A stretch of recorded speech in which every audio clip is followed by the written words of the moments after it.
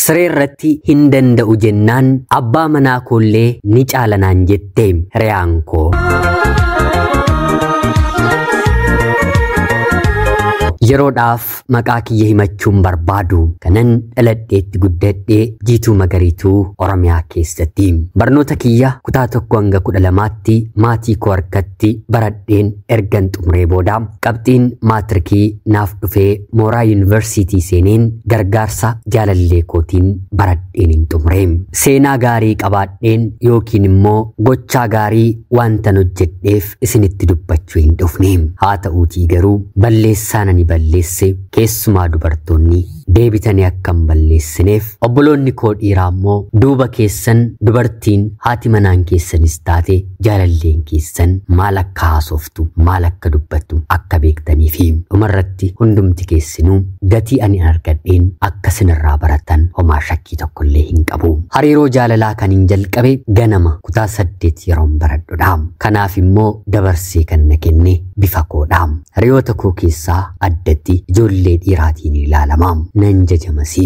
Kanan dhaladhee guddadhee magaala aanaa keessatti waan na ta'eef tarii akkuma na waliin haasa'aniifillee kan hin eeyyamu hojjettoota mootummaa yookiin immoo barsiisota yookiin immoo namoota dhaabbata miti mootummaa NGO keessa hojjetanii waliinidha. Keessumaa baran kutaa 9 baradhu yookiin immoo baranittiin kabaja kiyya dhabe hojjettoonni NGO World Vision jedhamu keessaa hojjetanii 2 anarratti walitti bu'anii kan kootii natu fuudhaatiin jechuudha. Lamaan isaaniittiyuu otoon beekiin baay'eetti siqeera. Keessumaa inni tokko dursee taabileetii yeroo sanatti baay'ee qaalii ta'e eenyullee magaala keenyaa of harkatti hin qabanne taabileetii miti moobaayiliin iyyuu nama hedduu harka hin jirre naaf kenne. Bakka inni taabileetii sana naaf kenne ani immoo isumaaf durbummaa kiyya kenneera. Hariiroon keenyi baay'ee hamaa ture. Yeroo sanan ilma dhiiraa baree booddee irratti inni kun yeroo jijjiiramu inni walitti bu'aa ture anatti darbee hariiroo jaalalaa isa waliinis uumuu jalqabeen ture. Haa ta'uutii garuu lamaan iyyuu hanga magaala aanaa keenyaa keessaa jijjiiramanitti malee hanga dhumaatti na barbaadanii hin turre. Kuni kan naaf gale inni lammataa yeroon kutaa 11ffaa baradhu maqaa hedduu maqaa isaatiin erga na xuffisee booda na dhiisee yeroo inni deemudha. Otuu dursitee hiriyaa koo waliin hin baane ta'ee anatu si waliin gaa'ela dhaabbata ture. Amma garuu irraa hafaa hiriyaa koo haaloo kiyyaaf bahadheera gaa'elaaf garuu sin barbaadu naan jedhee na dhiisee deeme. Yeroo sanatti dhiirri hedduun gaaffii jaalalaa naaf dhiyeessaa waan na tureef na dhiisee deemuunsaa hagas mara natti hin dhagahamne. Maatiin koo garuu to'annoo isaaniin ol bahee waan nan tureef yeroo sanatti otoon heerumee baay'ee isaanitti tola ture. Anillee akkanuma kutaa 10 booddee heerumuun fedhan ture. Haa ta'uutii garuu carraan ijoollee kana lamaanii na darbee.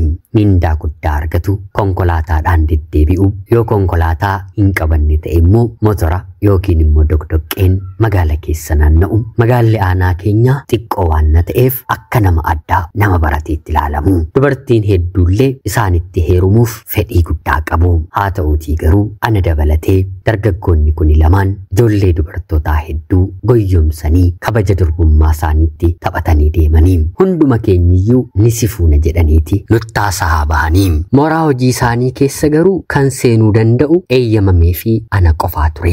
Bakka ciisichaas achi keessaa bahu.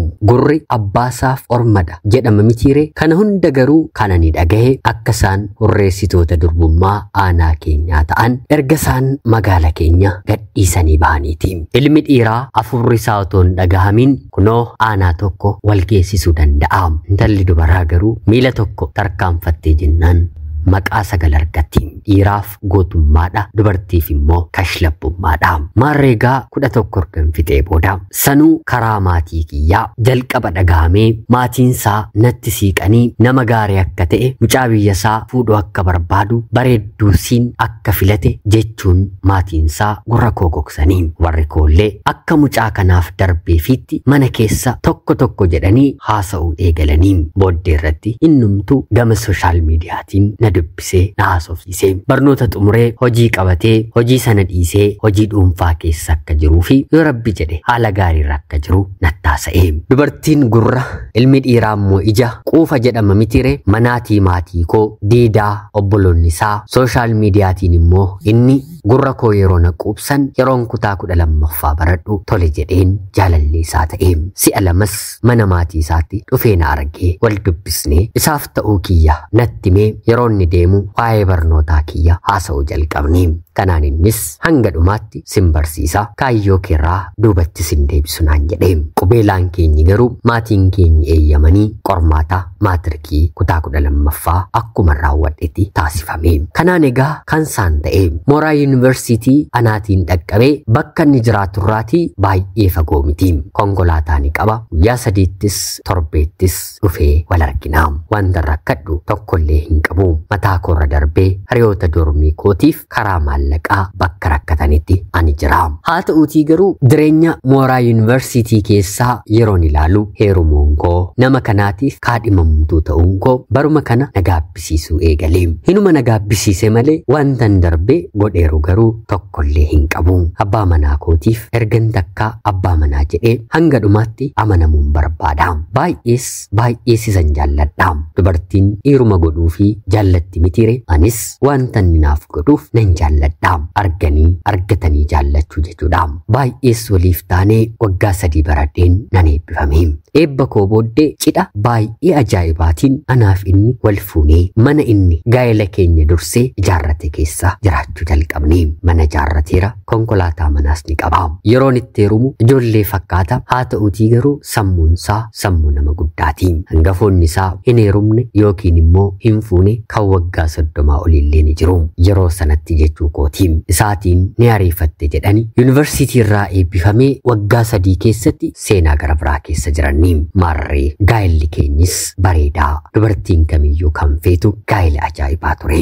Silaa waggaa 3 jaalalaan bakkeetti waliin turreera mitire kallacha da'umsatti seenee maatiin koos daa'imman irraa barbaadanii ulfaa'een rabbi na gargaaree ilmoo dhiiraan daheefi kanan jiraadhu maatii irraallee fagaadhee waan nan ta'eef hiriyaa dubartii qabachuun dirqamadha. Namuma waliin haasa'anii jechuu kootiin bishaan qallatte bishaan furdatte jechuuf namni nama barbaachisa mitire. Kanaan dhalootaan namoota naannoo koo kan ta'an sadarkaan umurii keenyaallee garaagarummaa guddaa kan hin qabne ijoollee dubartootaa gaa'ela dhaabbatan 2 waliin magaalaan jiru keessatti baay'eetti wal barree walittis dhiyaannee waa'ee mana keenyaa waa'ee gola keenyaas walitti haasa'uu waliif kennuu walirraa fudhachuu jireenya hawaasummaa jabaa ta'e baatii muraasa keessatti waliitiin dhaabbannee lamaan isaaniiyyuu gaa'ela godhatanii isheen tokko ijoollee 2 isheen tokko immoo reefuma daa'ima tokko akka koo godhatteetti. Maarreegaa dubbiin kan eegale bakka hiriyyummaa kanatti. Abbaan manaan koo hojii kan argate hojjeta. Ni hojjetama kan jedhame caarrataa dorgomurraa kaasee hanga gadi bu'ee mana kireessuu akka faddaalaa ta'ee gidduu namaa deemuu ariifannaatiin hojii kamiyyuu harkaan kan tuqudha. Manas lafas ni gurguraa ni gurgursiisas. Konkolaataa guddaa hanga xiqqaatti ni gurgursiisas bitees ni gurguras. Meeshaawwan ijaarsaa simintoo sibiila maashinoota ni kireessa ni bita ni gurgurasi. Eeyyamanni of harkaatii hin qabne hin qabu. Garummoo mucaan kun ofiisaatu ijoollee fakkaata. Umrii kanaatiin maaltu wanta hamma kana barsiise jedhama. Hin taa'u hin dhaabbatu fiigaa oola. Hedduun nama isatti inaafu harkisaas milkii qaba. Bakka tuqeti milkaa'ee deebi'a. Darbee obboloonni isaallee saffisa isaa kanatti baay'ee itti inaafu. Maallaqa inni kennuu isaattis harka waan isaan hin hanqisneef kan isaan walitti bu'an nuuf kennamuu dideen otoo hin taane abaluuf irra caalchisee maaliif kenneetini. Yeroo mana dhufu yookiin immoo manatti galu hojjettuun mana koo uffata miiccine kaalsii hin miiccine wanti xuraa'aan fuuldura isaa jira taanaan ammuma uffata isaa jijjiirratee hunda ishee miicee qixeessee qulqulleessee lafa kaa'a. Nama taa'u hin jaallatu. Hojjettoota hedduu harka isaa eeganis of biraatii qaba. Jala jalasaa kan deeman odeeffannoo kan kennaniifi jechuudha. Bilbilli isaa ganama za'a tokko hanga galgala za'a afuriitti boqonnaa hin qabu. Giphii isaa sadii keessaa dabareedhaan xirr jechaa oolti. Maarreegaa baay'ee biizii waan ta'eef manaafillee boqonnaa inni qabu galgala duwwaadha. Akka fe'e yoo ta'e immoo hojiin akkamillee toosatti baay'ate mana isaatiin ala bakka biraan bulu. Halkan za'a torbatillee oofee bakka jiru dhufa. Anis akka inni bakkee biraa bulu gonkumaa hin eeyyamuufi bakka deemu hundumaa immoo na beeksisee deema. Anaaf miti maatii kootiif warqeedha. Wanta isaan barbaadan isaan anattis isattis himanii otoo hin taane yaadee beekee godhaafi. Obboloota koofillee jechuudha. Obboloota koo hundumaa isatu hojii qabsiise yoon jedhe soba natti hin ta'u. Hunduma isaanii isatu hojii qabsiise. Godinuma tokko jalatti hundi isaanii argamu. Maarreegaa bakki dogongora koo hiriyoota kiyya birattidha. Ani wanta inni godhu cimina isaas laafina isaas wanta ani hiriyoota kootti hin dubbanne tokkollee hin qabu. Icciitii mana koo hunda dabarseen isaanitti kennaam. Hiriyaan koo isheen tokkollee akkanumadha. Abbaan manaan ishee barsiisaadha. Mana barumsaa haayiskuulii, mana barumsaa ispoortii, mana barumsaa koompitaraaf afaanii bakkeewwan sadan kanaatii barsiisa. Isheenis akkanuma waa'ee abbaa manaa ishee icciitii gola ishee tokko otoo nafiin nutti haasofti. Isheen tokko garuu hiriyaamti keenya jechuudha. Waa'ee abbaa manaa ishees haa ta'u waa'ee gola ishee waa tokko nutti himtu. Kan keenyas akka isheetti himnu gonkumaa hin barbaaddu. Abbaan manaan ishee barsiisaadha. Bakkuma tokko barsiisa. Isheen immoo oolmaa daa'immanii keessa hojjetti. Galiidhaan lamaan keenyaa gadidha. Waan tokko tokkos ishee gargaara. Akka waan miidhamtee jiraatuttis yaannaam. Sammuus waan tuqamteettu takka takkaa nutti fakkaata. Hiriyaa koo ishee kana waliin akka waan isheenis ta'e abbaan manaan ishee dadhaboota ta'etti yaannaam. Oduu keenya hundumaas isheetiif hin qonnu. Isheen garuu haasoon isin haasoftani kuni bor gaa'ela keessanitti gufuu akka hin taane jettee nutti haasofti. Nu akeekkachiisti. Darbitee immoo nu gorsitisi. Akka gowwaatti wanta ishee ilaalluuf har'ammoo barra akkana nuun jette akkana naan jette wal jennee muudii fi gudii irratti qabannaam. Ani hiriyaa koo ishee kanatti uffata paantii abbaan manaan koo har'a godhatee ba'ee illee otoo nafiin isheetti himaam. Jedhee mana keessatti yoo qufa'e hiriyaa kootiin kan hin dhoksu hin qabu. Kana godhe, kana bite, kana gurgure, abeet kanammoo maaloo sanammoo jedheen kanan itti haasofne waan tokko hin qabu. Hojjettuu manaa har'a galchina borbaasna, har'a galchina har'a borbaasna. Hojiin keenyi kanumadha. Isheenis waa'ee abbaa manaa ishee jireenya fooyyee hin qabne yeroo hunda akka ishee jiraachisu hojii fooyya'aa akka barbaaddu yeroo hunda natti haasofti. Yeroo ta'e gosa hojii ta'e hojjechuuf yaaddee anis maarree abbaa manaa kootti siqiitii siyaa gargaaru jedheen afaan kootiin hiriyaa kiyya kana ittiin dabarse. Dubbii keenya keessatti jireenya kooti parsantii 100 naafti. Uffata ani bitadhe isheenis dirqama bitatti. Meeshaan ani mana keessaa guuttadhe liqeeffatte illee haa ta'u ni guuttatti. Wanta abbaan manaan koo naaf godhe kokkee qabdee abbaa manaa isheen guuchisiifatti. Abbaan manaan isheellee galii gaarii bakka sadiitti argata. Haa ta'uutii garuu mana kiraa fi garaa isaanii irra hin darbu. Daa'imni isaanis kanfaltii mana barnootaa irraa eegama. Suni jira. Kan koo garuu hedduunsaa irraa hafaadha. Maarree hojii kana sababa godhachuun abbaa manaa kootti bilbiluu ani saala mijeessuu fi maal ta'a yoo gargaarteen maal ta'a jireenya ishee yoo fooyyeffatte jechuun qulqullummaan abbaa manaa koon kadhadhaa. Innis tole haa ta'u jedhee ishee gargaaruuf seenee. Haa ta'uutii garuu hiriyaan kiyya kun waa'ee isaa wanta ani isheetti himu isheenoo akkasiin jette jechuun mataa abbaa manaa koo saaqqattee qalbii isaa keessa seente. Kana qofaa miti. Waan hin taane waa'ee abbaa manaa koo dadhabina isaa tokko lamaan isheenoo akkasidha siin jedha. Atoo akkasidha jedhanii dhuguma akkasidha. Diidaan yeroo laalamne akkanan fakkaattu. Ati ijoollee miti hin qaamtu. Hin dhugdu araadan qabdu maaliif kana gootare abbaan manaan koo iyyuu akkasidha jechuun sammuu abbaa manaa koo keessatti hir'ina akkan qabaadhu hiriyyaan koo uumte. Yeroo sanarraatii kaasee wal arguun haala hojii eegalte sana abbaan manaan koo karaatti argisiisu eegale. Finfinnees hojiidhuma kanaaf wal qabatanii deemu. Finfinni nurraa fagoo miti. Haa ta'uutii garuu Finfinne oolanii galuun daandiin konkolaataarra konkolaataan waan baay'atuuf guyyaama tokko namatti fudhata. Jireenyi isaanii jireenyi keenyi kana ta'e. Kanaan anis amaneen otoon jiru guyyaa tokko waa'ee jabinaa fi laafina dhiiraa otoo haasofnu ani abbaa manaa koo kootiin dur malee amma badaa miti sirriirratti hin jedheeniin. Kan nama ajaa'ibu otootti yaadiin dubbiin laphee namaa keessaa baatu dhugaallee ni tufti. Hiriyaan koo kun arraba guutuudhaan dhiisisallee abbaa manaa koollee harka meeqa caala jettee natti haasofte. Kuu jedheen akka nama darbatamee bishaan keessatti kufee na wareeree morma ishee battaluma hudheen qabee hiriyaan keenya nu waliin jirtu maal haasa'aa jirtu nadheen quuftu jettee nu arrabsite. Nuti garuu haasoo hin taane ani morma qabeen ajjeesuuf ka'eera.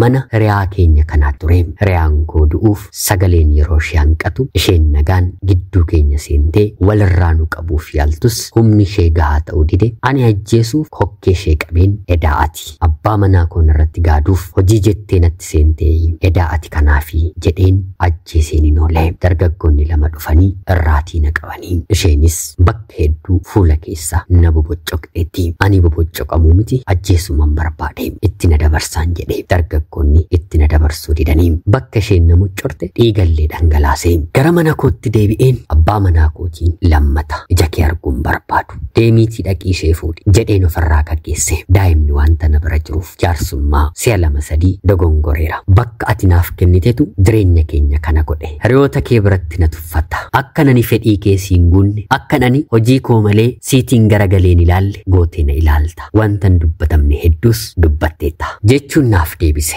Kana qofaa miti mana keessa wanta ooluuf hojiillee waan hin hojjenneef yeroo hunda mana taa'een sammuun koo abbaan manaan koo yeroo dhufu haala kamiin akkamiti akkan waliin ciisu yaada. Sammuun koo kanaan qabameera. Inni garuu yeroo dhufu wanta ani barbaadu akkan barbaadutti naaf hin godhu fayyaa godhu naan jedhee narraa galagalee rafa. Jibba naaf hin qabu. Hir'inni kun garuu mana koo keessatti mul'ateera. Yeroo ani argadhu galgala qofaadha.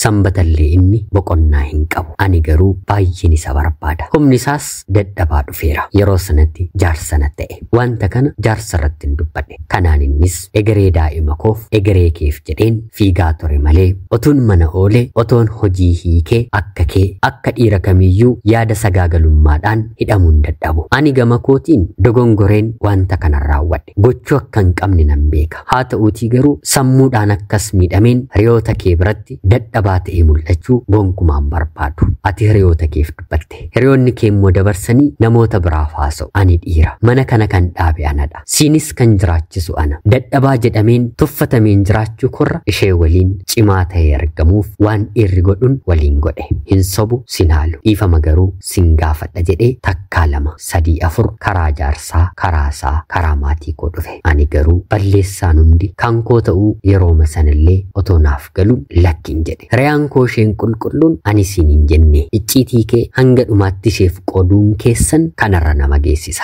jettee na komate. Gariin firoottan koo warri dubartoota dhiira akkanaa waliin akkamiin jiraatta? Kun si jalattidha. Ija keen alammoo waan baay'ee gochaan oola. Abaluu waliin wanta isaan naan hin jenne hin jiru. Anis dhiifama gochuurra wanti hin qabu addanaaf qoodamee adda bahuun qaba jedheen nan murteesse. Waliigalaan gaa'ilaan waggaa 3 qofa erga waliin hin jiraadhee wanta inni qabu adda qooddadheen wanta inni horate hunda lamatti hiradheen isarraatii addan ba'e. Otuu gadduu narraa adda ba'e. Hiriyaa kiyya sanaatiif dubbiin nu gidduutti uumame isaatiin hin hanqanne abbaa manaa ishee jechuudha. Inni garuu otoo isa biran gahiin akkuma nu gidduutti lolli kun uumameen miila isaatti kuftee balleesseera. Si waliin jiraachuun naaf hin ta'u. Yoo barbaadde na ajjeesuu, yoo barbaadde narra deemuu dandeessa. Karaa namaa dhageessee dhuftee na ajjeesuu keerra arraba kootiin dhagahiitii na ajjeessi jettee mataa isheen itti matte. Guyyaa sanaaf dhahee harka isaarratti duutee oolte. Haa ta'uutii garuu baatii 4 booddee